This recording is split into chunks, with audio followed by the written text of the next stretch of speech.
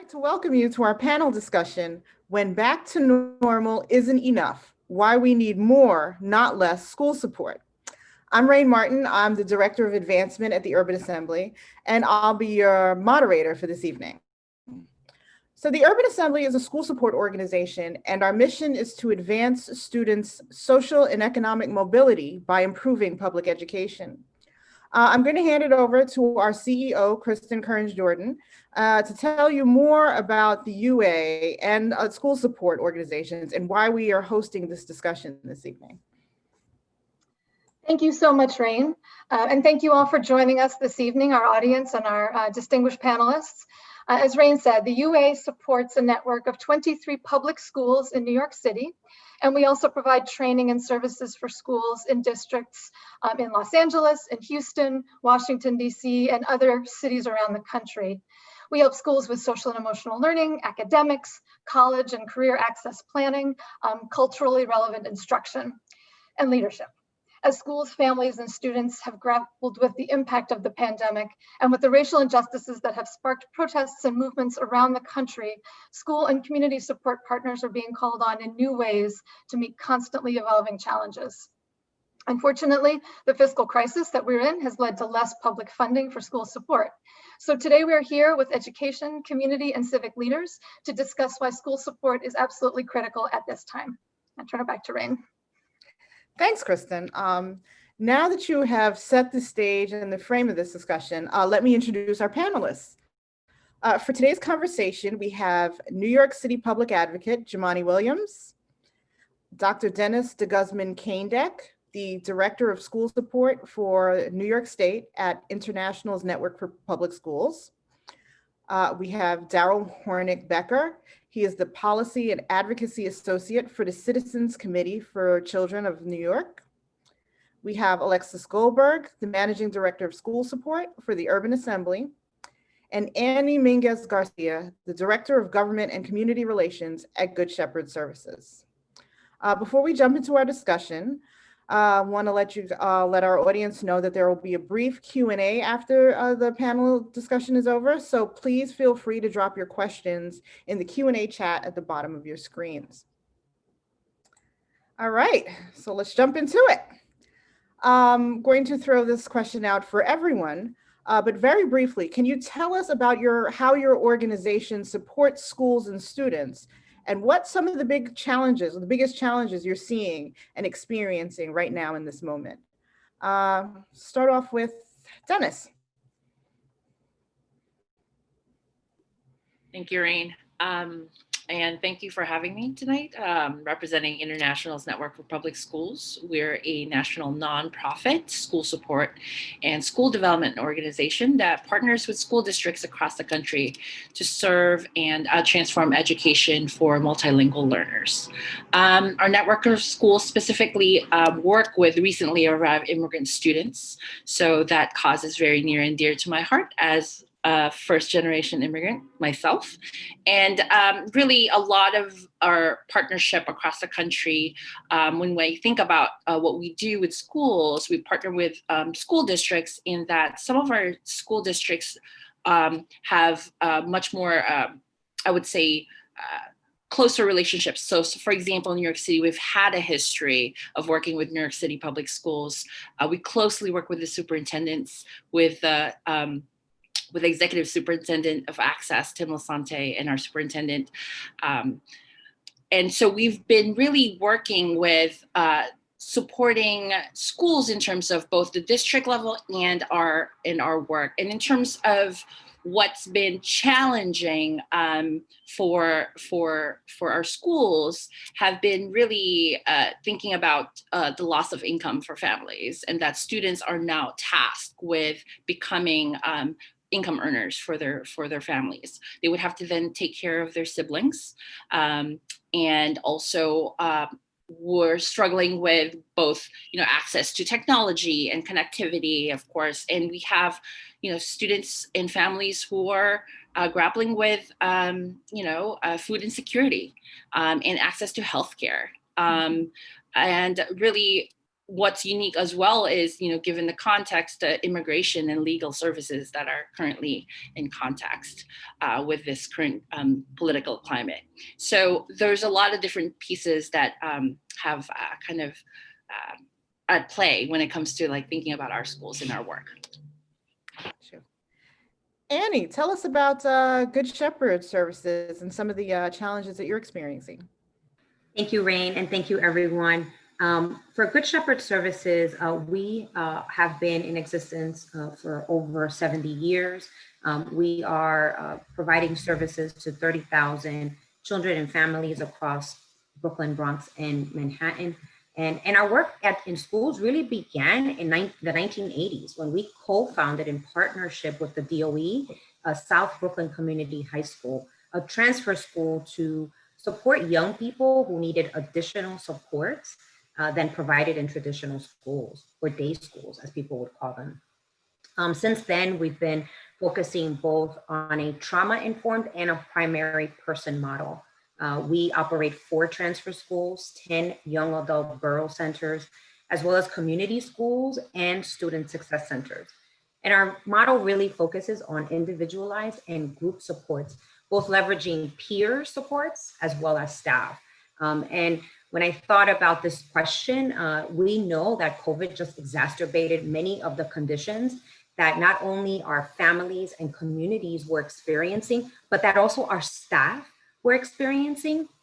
So when I think about the challenges that we had, we were responding not only to COVID as an employer for staff and keeping them safe, but our responsibility to the communities, the young people, the families that we support, as well as we had some unique challenges in our residential settings, which those programs were not able to go fully remote. When I think of the family concerns that we had, we know that there was technology issues, like Dennis mentioned, that mixed immigration status households. Those families were not eligible for any supports that were being given by the federal government. And it took some time for us at the city to support those families as well. Food injustice, because I want to say when we say food insecurity, we have to acknowledge that our communities have suffered not only racial injustice, but also food injustice. And there's the unemployment, not only for our families, but also for our staff. In the spring, we had to lay off over the summer, we had to lay off 300 people. And the uncertainty of funding continues for our agencies. So I'm looking forward to the rest of this conversation. Thank you, Raine. Great. Alexis, we heard a bit about the Urban Assembly in the intro, but tell us a little bit more and some of the challenges that you're experiencing at the Urban Assembly. Okay, thanks, Raine, and thanks everyone for being here with us today. So, you heard a little bit about, as Raine said, about our work. And I think the thing I'd like to frame with just when I talk about UA is the vision that we have for education, which I really think speaks to this exact moment in time. So our vision is one of schools that prepare young people to know themselves, to know their strengths, their interests, their challenges, and to know the world, to know local needs and global needs, and to situate their future plans at the intersection of those two spaces to think about how they can contribute to society. So what does that mean practically? It means we partner with the Department of Education to provide support to 23 schools in social and emotional learning, just the know yourself, in post-secondary readiness, which I think of as the know your world, and in academics, which really is the glue between the two. So that's what we do. What do we do? What are the challenges for this moment? I mean, I think right now the challenges in education are existential. Schools have had to totally reinvent themselves, including again today, right, with the announcement that schools are closing. And this has presented an enormous amount of logistics to overcome, some of which Dennis and Annie already spoke about, the challenges of getting device access, the challenges of the real like logistical structural challenges of how you run a hybrid school and what that means and when the A group is coming and how you communicate that to everybody are really, really present. And then I think there's also a set of challenges beyond the logistics that are really like a call to action to meet this moment and to meet the call for racial justice that is ringing around our country by delivering on what is high quality instruction to every student, overcoming the digital divide, and really like we have to right now crack the code on what is deep learning through a screen. And to do all of that in a way that's inclusive of particularly our most vulnerable student populations, rather than further excluding them. So I think that those are just a few of the challenges at this moment. Great. This next question is for the public advocate. Jumaane, looking at things from a systems and policy perspective, from a broader system and policy perspective, what are some of the barriers within the system in New York that has exacerbated some of the challenges that these organizations are experiencing now? We heard about issues with technical support, with funding, with food injustice. Just like, what are some of the kind of bigger issues in this, barriers in the system that are exacerbating these challenges? First, thank you so much for having me. And so it's a great panel of people doing work on the ground. The first barrier I would say is competent leadership. That is the first barrier we're seeing to all of these things. I'm speaking for myself, so I don't get anybody in trouble. But that's really been a problem. And we spent a lot of time focused on the Republicans in the White House. But we have a mayor and a governor that are Democrats that are damaging the same communities we are worried about. And we spoke about the school closings today. It's infuriating to see these two men bickering with each other, not learning from any of the mistakes that they made at the beginning. We had plans presented to both of them that would have prevented where we are right now. We see the defunding of summer youth employee program. We see the defunding of the Department of Education and Division of Youth Community Development, the defunding of the Department of Health. Matter of fact, the only defunding we didn't see was the NYPD, which is a whole another discussion. And so we see the lack of access to remote learning devices, as you mentioned, the lack of access to Wi-Fi. We see 60,000 students who still don't have devices. We see people who don't have access to the Wi-Fi. And instead of focusing on that, instead of trying to make the remote the best that we could have while we phase in learning, this mayor decided to try to fling open a system of 1.1 million students that everyone said wasn't going to work. And when we get to the point where we're going to have to close some, we'd be into chaos. And that's what we're seeing right now. And we keep talking about the resilience of New Yorkers, and the mayor says it repeatedly, instead of looking at the brilliance of the same communities that have helped give plans that actually work, that keep getting ignored. Sorry, I kind of went a little hot there. It's all good. It's a passionate subject. And so my follow-up question for you is, how should government agencies like the DOE and elected officials approach policy and funding to ensure that schools have the supports like paraprofessionals, school counselors, resources, technology, resources that they need to survive through this time? Again, we have to have leadership that is not afraid of this subject.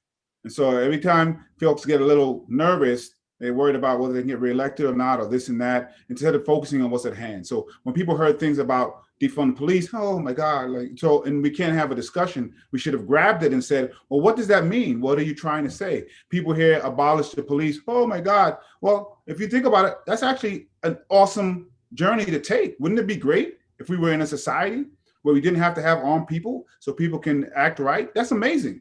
Let's aim for that. But until then, what do we need to do? That's how you have an intelligent conversation and not be afraid of this. And so we have to begin to redefine what public safety is and what it's not. And so when we explain that public safety is actually having access to safe and quality housing, to safe and quality food, to safe quality education, then it looks a lot different. And then when you say, well, if you have an organization that has $6 to $9 billion and we equate policing sadly with public safety, even though we see that that doesn't solve the problems, then the conversation becomes a little bit different. When people begin to understand, look, police shouldn't be responding to everything, including mental health. So what do we do with that funding that they no longer need? We have to provide it to somebody who can provide that assistance. When we say you can't cut almost half of all the summer youth jobs that are available and think that doesn't have an impact when the best way to cut violent crime in half is a summer youth job for 8 weeks. It's proven. And so we have to have leaders that can guide us through this conversation instead of running away, reacting to the fear mongering that occurs, and pushing forth systems that keep bringing us into cycles. And so my hope is that the next few cycles, we'll see some leaders that can do that, that can bring us together and say, what is public safety and what is law enforcement's role in that? And how do we make sure that all of these mechanisms are funded properly, including the Department of Education? How do we make sure that they get their the equity funding that they've been held back for many, many years? That's in the governor. How do we begin to leverage equitable taxes for millionaires and billionaires who we are just saying we're always so afraid of what they would do and never afraid of what the impact is to the people in the communities who need the services. And we just have to have the courage to have these conversations and the courage to move forth a plan that tells us what keeps people safe and fund that. Okay, thank you for that. Next question is for Daryl, CCC. Can you share a little bit about what research and data that highlights the need for increased supports for students and staff at this time? Thanks, Raine, and thank you all for having me and for being here.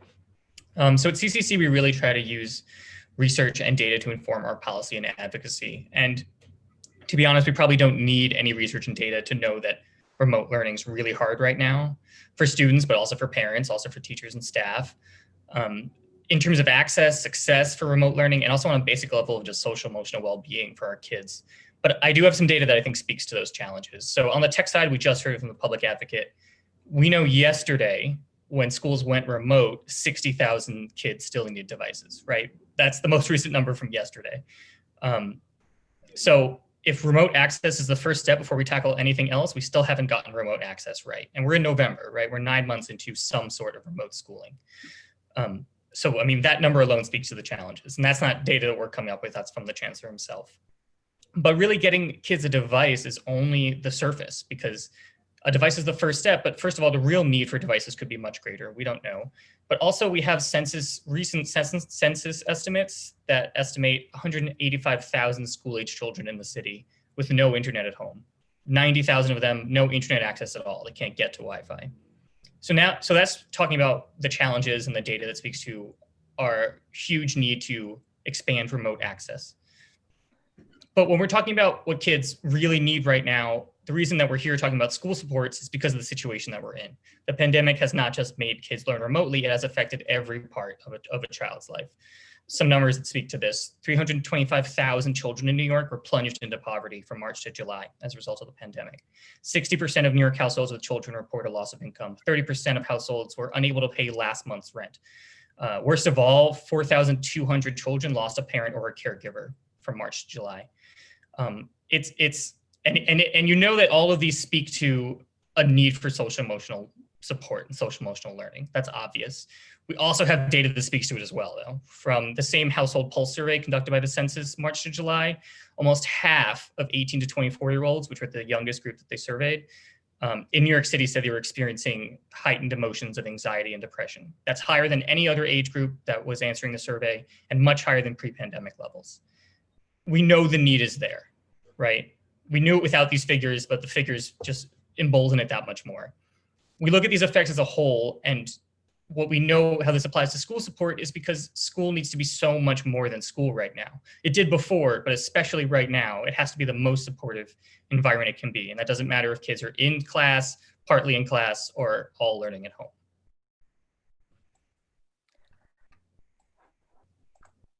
So a follow-up question for you, Daryl, is how are communities organizing and advocating to get the supports that they need at this time, or school communities, I should say?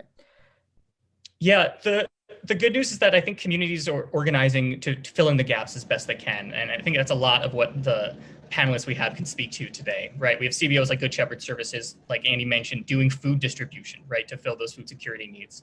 We have school support networks like internationals, like UA, doing device distribution, tech support, outside school tutoring, all to fill those extra academic needs. And then we have outside school needs that we know affect kids, like helping adults enroll in benefits. We have a huge benefit need in New York right now. And I think that the advocacy means bringing those needs front and center to our elected leaders and making sure they know that everything that a community needs is going to affect school right now. And we need to make schools meet those challenges. Perfect. Dennis, how has this current situation, how has the COVID-19 pandemic pushed your organization to respond differently to supporting immigrant staff and students and staff and families? Sure, thank you for the question, Raine.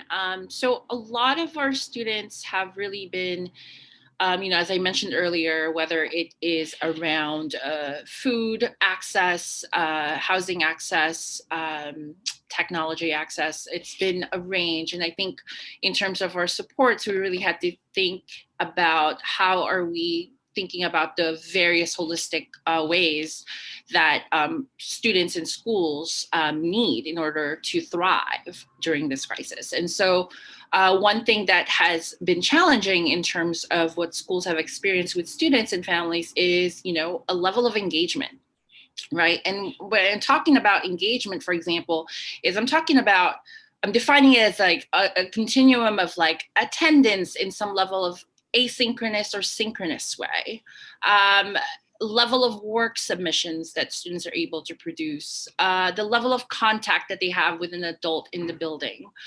They vary in that. And because of, again, what I've aforementioned, conditions around, students have to acquire new employment because they have to support their families, that has been a challenge. SEL supports, I think, as Daryl mentioned, this is critical to the work of schools because, that relationship needs to be built and continued and fostered for kids that are just transitioning into high school, for example, the incoming ninth graders, and how do you build that kind of community in a virtual setting? And schools have really been trying innovative ways on how to address that. I think one thing I want to point out is that everyone is learning how to do this work as they are doing the work. And I think that is it's at the crux of what we do as a school support organization. So how do we kind of highlight that? What's the highest leverage that we've been doing is really connecting people, right? So whether it's teachers connecting them with other teachers who are trying new approaches, who are finding ways to elevate promising practices that's working for kids, even the kids that are really much more harder to reach, they're sharing that. And if they're challenged with something, posing it as a problem of practice that they can all really think their heads together and convening a space for those opportunities for dialogue and really sharing opportunities for learning.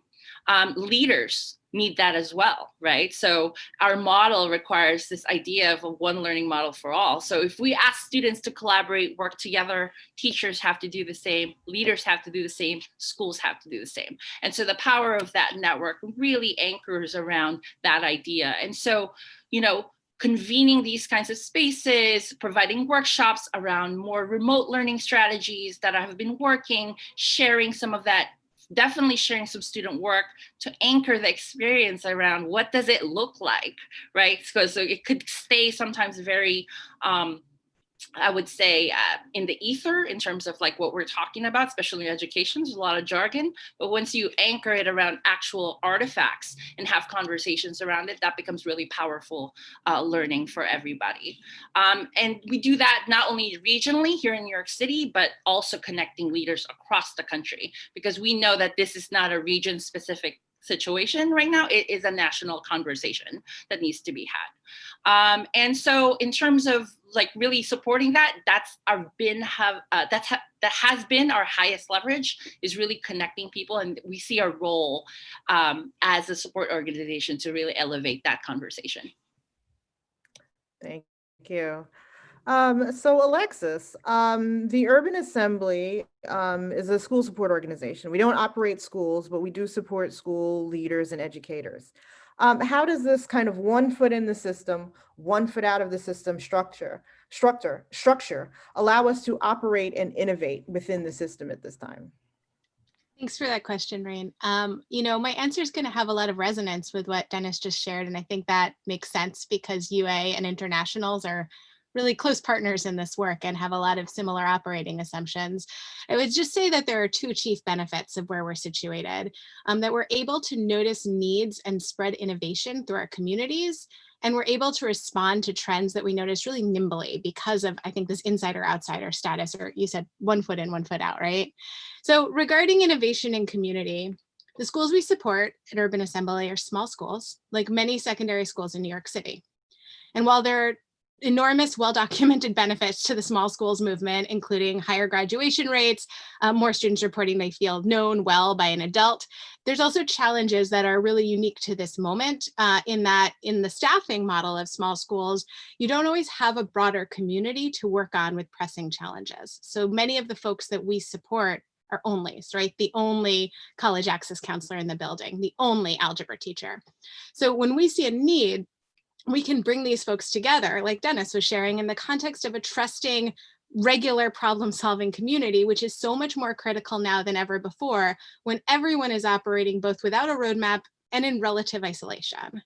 So lately, we've been able to convene our principals for a conversation of what it means to provide like anti-racist education through a screen. What does culturally relevant education look like now? We've been able to bring together the teachers that have advisories, which teach in our schools, our advisories teach explicit social and emotional learning. And we're able to support those teachers who are all asking the question of like, how do I build a warm and trusting community when we're not all physically together? And we're able to surface and troubleshoot around that question. We're also able to see trends because we coach in our schools and pull those trends out and solve them, like not just from the solves in our community, but to offer solutions when we see multiple schools having a similar challenge. So for example, yesterday, our special populations program manager ran a professional development based on a need she'd seen. And the topic was how to use tools like Google Voice to Text and Google Translate to support emerging language learners, which was just showing up as a real need through the screen and in our hybrid model that we could solve for many schools all at once. And so that's what I would say regarding community. The other thing I mentioned was nimbleness. And I just want to speak briefly to being like a small sort of scrappy organization allows us to notice needs and act quickly. So for example, last spring when the writing was on the wall and school started to close, we did a fundraising drive and got devices in hands because we knew that the DOE was going to take a little longer to do that. We also, when we saw the writing on the wall, to speak to a point that the public advocate made earlier, we saw the writing on the wall about SYEP and the lack of funding for summer youth employment, we put up a virtual internship opportunity for a number of our students. When we realized that college campuses weren't going to be able to host young people who are used to having college opportunities for the summer, we partnered with Bard to offer a course that gave them college credit, and that in some ways, you know, obviously won't exactly replicate that college experience, but gives the credit and something of that opportunity. So on the whole, I would say that there's something about the positionality of organizations like ours is that we're poised to notice trends, solve them from our vantage point, or replicate an innovation within our schools. And I think having that kind of chops right now when the problems are bigger and more complex is a really critical asset to the system. Great. Annie, at Good Shepherd, the work you do is at the intersection of like community, family, and school. So what are some of the things that you're seeing and hearing from your perspective or Good Shepherd's perspective, and how are you addressing these needs? Yeah, thank you, Raine. I know I talked about just some of the concerns, but I wanted to talk a little bit about the work that we're doing in high schools, and that we recognize that there is a gap in supporting young people who are already struggling to graduate high school. So that is our transfer school students, our young adult borough students. And we know that when they are surrounded by supports, they graduate high school. And we've been able to, as a sector, graduate over thousands of young people, and we've lowered the dropout rate in New York City. But yet these are the programs that are first on the chopping block at the time of crisis. And we know the impact of these decisions is that we're sending a message to young people that their future is not important right now. And really the way that we have been trying to address that is staff are available, they're listening, they're providing counseling, they're trying to motivate young people, and they're providing support to create what we all need during this time, which is hope. And we really do that in partnership with the school, because our staff are the ones calling them in the morning and saying, are you on the classroom? Are you in Google Classroom? I'm here, I'm waiting for you. I see you have some homework. Have you made those assignments already? Do you need help? Do you need an extra tutor? I mean, the level of support, our staff are talking to teachers and saying, what is up this week? Can I help you? Are you experiencing any difficulty in getting this person to show up? What does participation look like? How can I help them? And I heard Daryl's stats, and here's the thing: these are human beings behind these stats.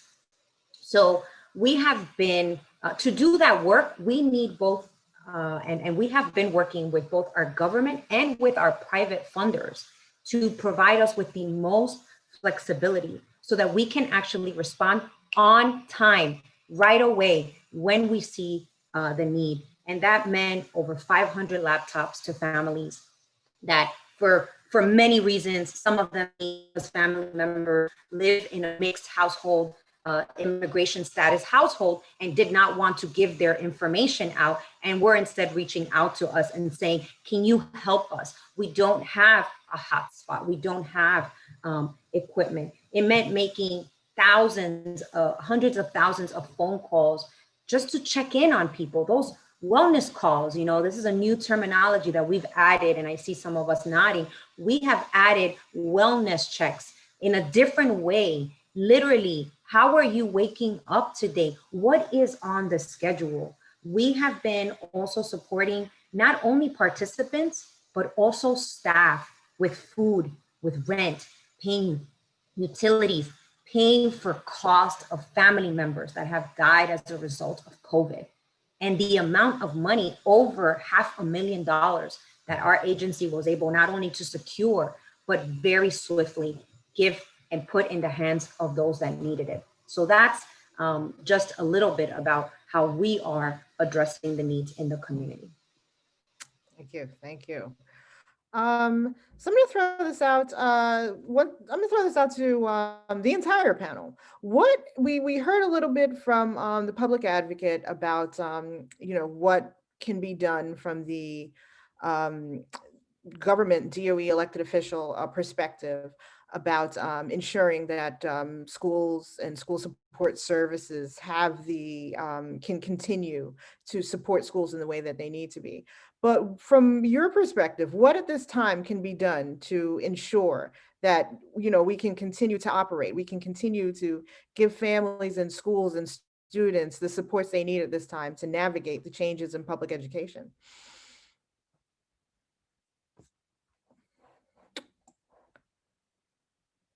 Should I call on someone?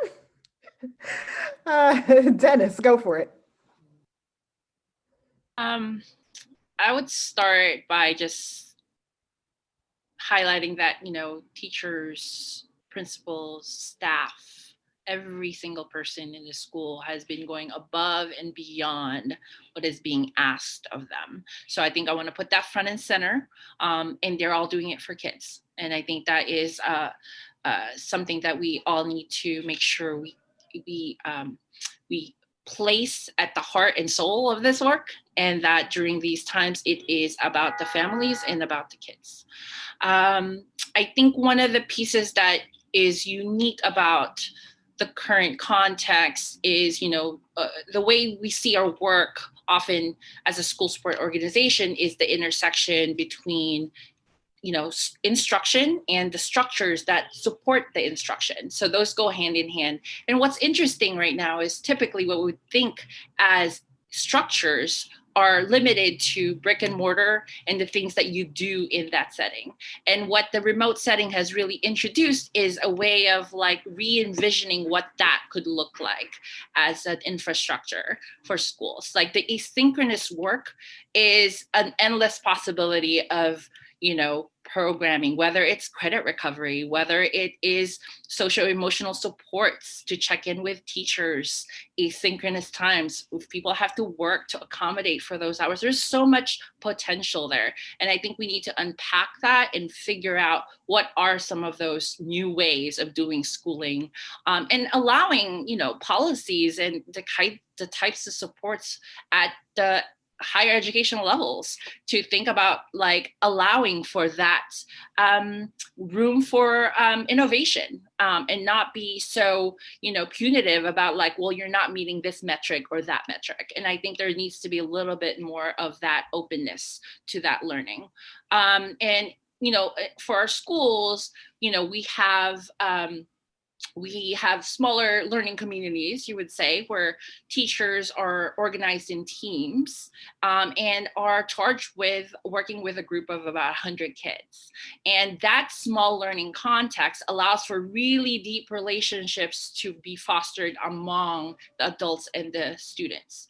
And that, to me, is also at the heart of this work when it comes to addressing situations in times of COVID. That relationship is very critical in ensuring that they're connected, that they're engaged, and that they're supported in various facets of their lives. And you know, for a lot of our families who are recently arriving to this country, the school has been their almost like one-stop shop of getting a lot of the kinds of supports they need and resources. And so schools have really responded to that to the nth degree. And I would like close by just saying that, you know, there's a lot of different ways that schools are innovating in terms of like really trying new things. So for example, they're pairing the upperclassmen with the ninth graders to really develop that in a virtual kind of setting. They're holding town hall meetings facilitated by, you know, the students, and they're creating their own like background for Zoom so that they're all unified when they're in presentation mode. Group advisory, virtual community circles, again, these clubs that are supported through online settings. And finally, you know, teachers are really capitalizing on the asynchronous time and extra Zoom sessions if they need to, just to record themselves and be able to have students access them in whatever is the most convenient time for them, being that a lot of the kids now are, you know, moving towards having to earn income for their families. Okay, so Alexis, Dennis touched a bit on, you know, some of the opportunities that have emerged and some of the innovations that have emerged at this time that can strengthen schools and the school system. Can you talk a little bit about, you know, what some of the opportunities that you've seen emerge and some of the innovations that you've seen at this time?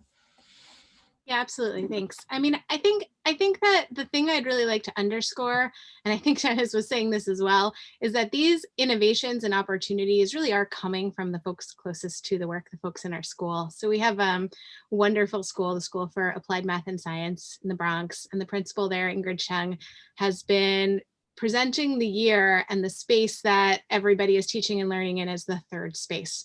The first space is home. The second space is school, and this third space is the space right at the intersection. And I think that's like such a powerful and moving concept, and a concept that she's been able to rally her staff and students behind in a really impressive way, to just reframe and not see this as a point of only challenge, but as a point of opportunity, right? Dennis spoke to some of those opportunities and the paired relationships that schools are building too. And I mentioned this specific innovation, which is really just a concept, right? It's not even a thing. But to say that I think that the innovations and the spread of innovation that we need in this moment is grassroots. It needs to come from our schools. It needs to come from our students who are speaking with loud voices about what they care about. And what we, I think, are responsible to do as support intermediaries is listen, amplify, connect and bring these learnings through our networks, across our networks, into the broader system. Great. Daryl, I'm going to ask you, we only have a few minutes left before we jump into questions. So I'm going to ask you, what are some of the things that can be done? What can be done to ensure that school support organizations have the resources and support they need to continue to help schools and students and families navigate the public education at this time? So I think that my fellow panelists will be good at talking about the best use of the dollars available to them, but I can talk about from an advocacy perspective, right? Now more than ever, civic engagement is really at the heart of everything that we care about. We all were really motivated to vote, earlier this month, and we have to take that motivation into everything else that impacts us. So that means parents maybe getting involved in their community education councils that they haven't gotten involved in before. That means people advocating to elected leaders that they haven't talked to before. We are at also a unique opportunity where 2/3, we obviously have a mayoral election next year, we have a comptroller election next year, but also 2/3 of city council is term limited and is going to turn over next year. And city council candidates are declaring right now, those candidates are closest to the people, they're closest to the grassroots involvement. They're the ones who need to know exactly what's going on. And they're the ones who, if they do get elected to council, people like myself and Annie, that we can relate to them and say, remember that school in your district? Remember the device distribution they did during the period of remote learning? Remember the food distribution that the CBO did in that district? That's the funding we need to protect. Those are the things we need to prioritize when you're doing budget negotiations. Perfect. Annie, I'm going to ask you the same question. What can be done to ensure that school support services and organizations have the resources and support that they need to navigate during this time? Yeah, like Daryl mentioned, and the public advocate even talked about some of the cuts that happened in the spring, and that we, through the Campaign for Children, Fund Youth NYC, had to quickly shift gears and create spaces, really. Advocacy has been turned on its face. It is no longer about going to City Hall, but calling into a Zoom link or showing up. And that has really created more access to what has been traditionally a system that has been available only to lobbyists and government relations professionals like Daryl and myself and others. And what we have been doing to ensure that supports are available to young people, children and families and schools is that through the Coalition for Community Schools Excellence, through Learning to Work Coalition, we have had over 20 rallies creating opportunities for them to come and to speak, both all three, educators, young people, parents, staff, providers, everyone coming under one banner, and that is, we need support in our schools. They help us and they help our community. So we will continue to do that for families. Perfect. Thank you guys. Such a great and passionate discussion we had today. We do have some questions from our audience members. And so our first question is from Jalissa Baez. And she says, in terms of competent leadership, New Yorkers are headed to the poll next year. So how can this group ensure that the needs of all students are front and center in every candidate's agenda? Good question.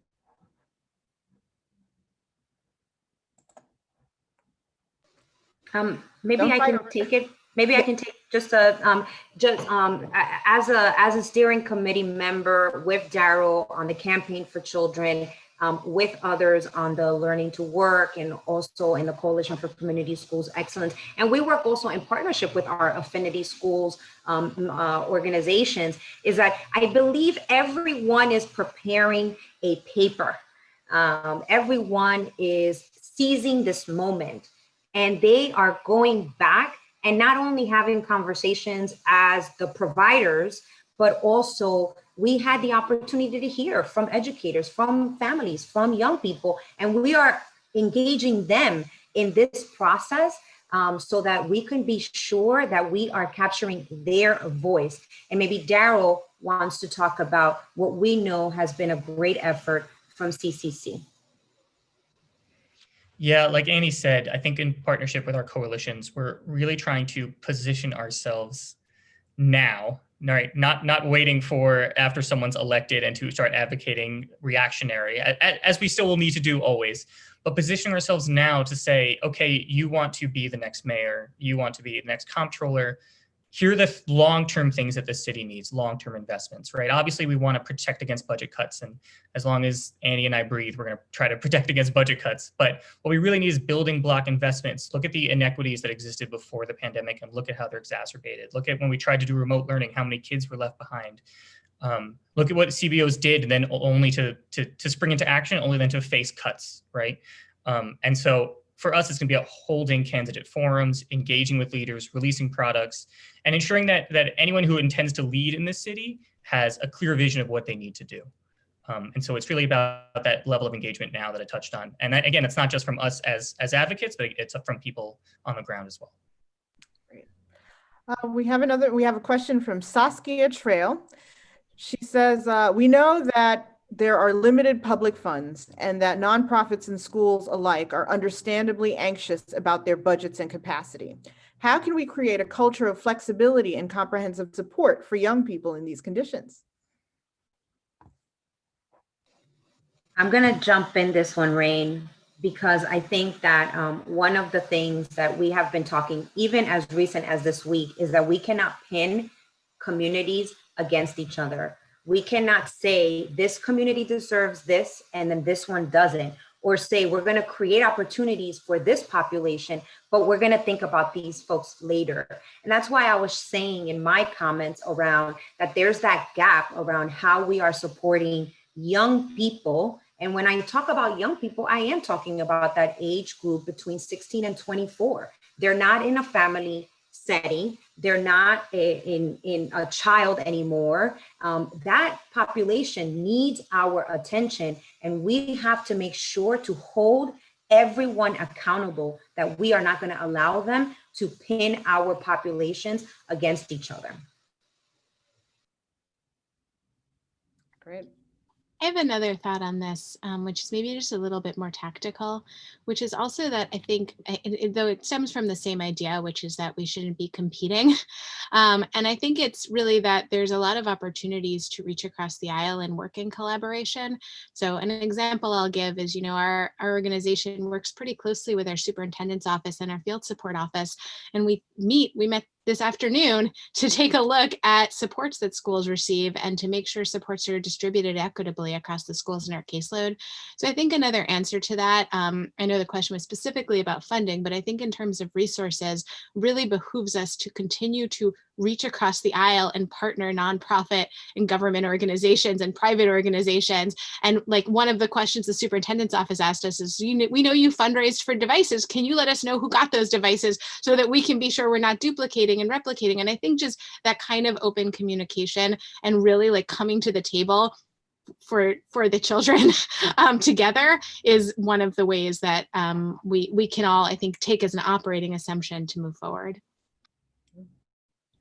I'm going to add something to what Alexis just said. And, we work closely with our, BCO and our superintendent's team, right? Including our executive superintendent's team in Access. So when you think about the level of communication and I would say logistical and,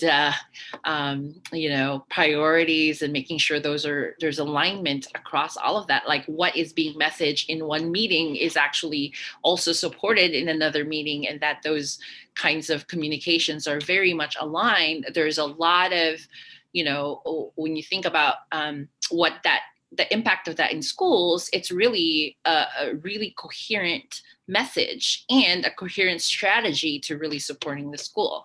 So because of limited, funding and whatnot, certain pieces of support and or, resources might not have be available for that organization can provide. And so what else is out there that we could tap into, and then kind of shuffling and re-envisioning what that could look like in terms of like working together and in tandem. So, going for me, attending, principals meetings that is beyond the schools that I work with are also open to other schools and other partner organizations and other schools across the city.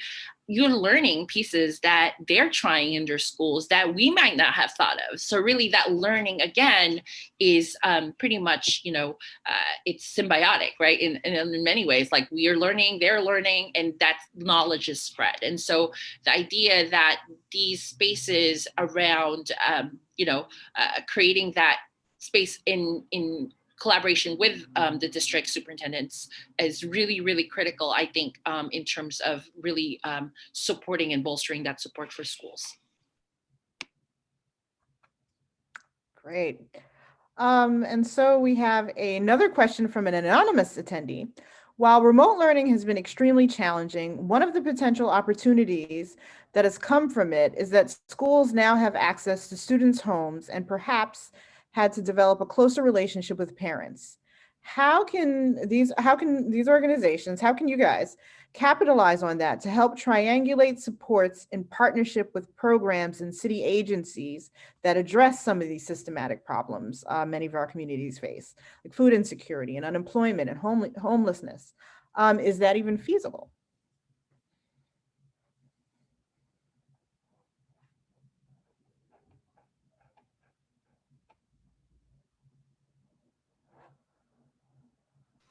Does anybody want to? So I think I'll take this and I would say that, given what we shared today about some of the emergency needs that we're responding to, we weren't fire people before this. We were maybe before, but not to the degree that we are now. I think that I will speak for Good Shepherd, we're in a place where we recognize the power that we have, not only as a member of the system, but of our ability to actually transform the system and to say the time is now. But I want to name that the way that we got to this time is because of Black people being killed in the streets by police, by Breonna Taylor, by George Floyd, and many others that have come not only before them, but after, that finally got us to the point where people would understand our privilege in this space and what our communities need. And so I feel like this is being done, and we are just treading right now the beginnings of it, but there is a lot of work to repair harm that has been done for over 400 years to many of the communities that we are providing services for.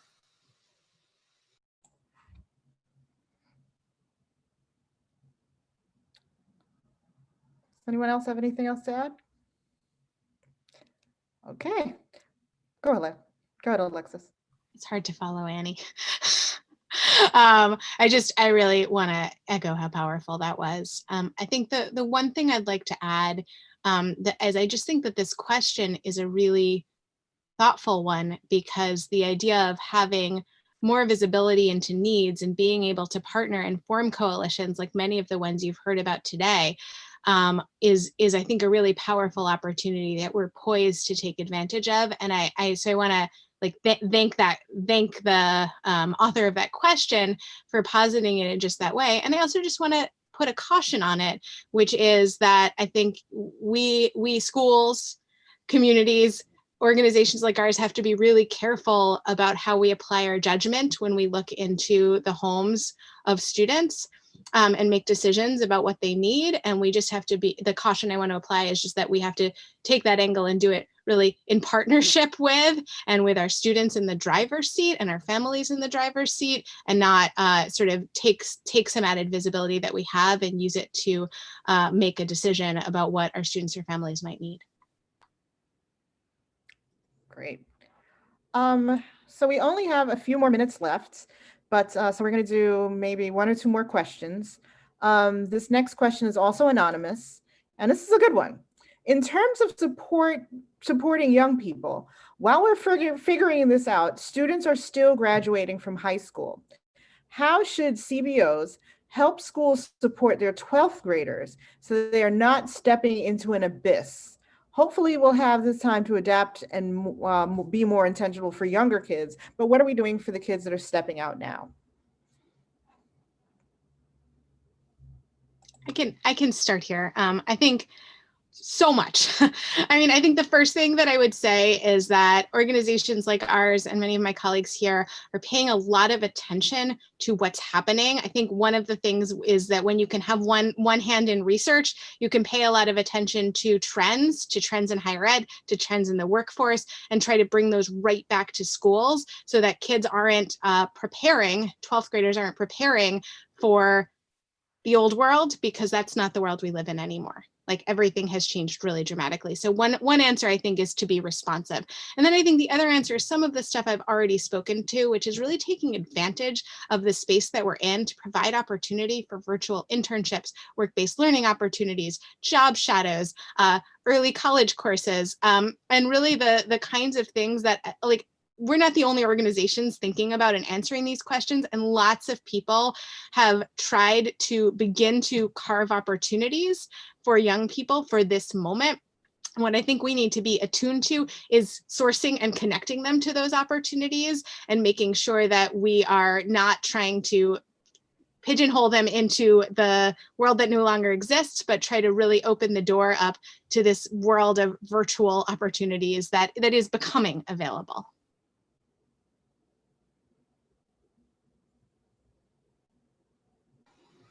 I would say at Good Shepherd, we have been working alongside Advocates for Children and the Diploma Coalition to ensure for some of our high school population that they are older, they're 17 to 21. So for some of them, leaving at 21 and possibly aging out of high school could be a detriment to their success. And the Diploma Coalition has been successful in getting the State Board of Regents to look at the 21-year-olds and ensuring that they are able to return to school and come back for that extra support that they need, like Alexis was saying, before they go out to this new world that we are in. But we know that the work is about the interactions that we are having right now and the needs that young people are identifying, and that we as adults and caring adults need to listen. We need to provide the counseling, the mentoring, the tutoring that is needed now, because this will frame their future. High school, graduating from high school, it is a big deal. And for some of us that did graduate under normal circumstances, we know that making those decisions about what comes next are hard. It's even harder now. So listening and being there with all the supports that we need to surround them, to help them. Right. And I'm just going to add to that, this idea of listening to the kids is, it's the crux of the work. And so one of the pieces that I recall doing from the spring was really inviting a panel of 12th graders from across our schools to speak about their experiences having to graduate in times of COVID and not having that graduation and the cap and gown experience that they would have wanted, and listening to the importance of that rite of passage for them. For a lot of our kids, they're the first one in their family to graduate in public school system here in the United States. And so that was a big deal. And so then, when you get a picture or a snapshot of that experience, when you see them surrounded by their families in the back or invited in this setting of everyone's just so proud and so, supportive of the work that has gone through supporting this child to get to where they are. Some of the students really missed having to be around their friends to walk the stage. One of our panel, what do you call it? Our guest speakers, for example, was Jose Antonio Vargas for our students. And, you know, he spoke to this, like, take pride in your identity being an immigrant, and that you need to carry that. That's an asset to whatever you go. Being multilingual is, you know, is something to be proud of. And so when you think about all of these assets that the students already bring, in addition to the kinds of experiences they've gained from our schools, I think that, you know, this digital literacy level that we're about to dive into in this new world is going to be very important, and to like really hear what students' experience has been. Our most recent graduates, like, how are they doing in college right now? Probably still doing remote classrooms, much like they did in the spring. So like, how is that experience like? So really asking these questions and entertaining those kinds of feedback from our students and their stories. Great. So we are actually over time, so we don't have time for any more questions. There are a few more questions in the chat, but I will definitely answer those questions and send out responses when we are, you know, sending out our follow-up. So thank you all. I want to thank you all for joining us, and I'm going to turn it back over to Kristin to close us out with some remarks. And I won't, thank you, Raine. I won't give you long remarks. What I want to do is extend an invitation to everyone on this call, to all New Yorkers, really, young people, parents, employers, members of the workforce. We need to reinvent education right now. I mean, the reason everyone's writing papers, right, is that there is an opportunity to do something differently. We all have not just a stake in it, but we all actually know what needs to happen if we put our minds together. People who are employers, they know what young people need to bring to the workforce, right?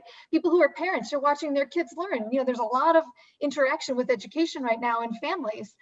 Students are asking questions because it's so different. Well, hey, like, do I really need this? Like, why am I doing this exercise? Is this really like worth like signing on to Zoom? If we pull all of these perspectives together, we can really get a great public education system that is equitable, that will treat all of our students as the learners and the dreamers and the future leaders whom they are. So thank you for being with us. Thank you to our wonderful panelists, and we'll see you all again soon. Be safe. Thank you, Kristin, and thank you to Alexis and Daryl and Dennis and Annie, and to Public Advocate Jumaane Williams for a wonderful, lively discussion. Take care. Thank you all for joining us.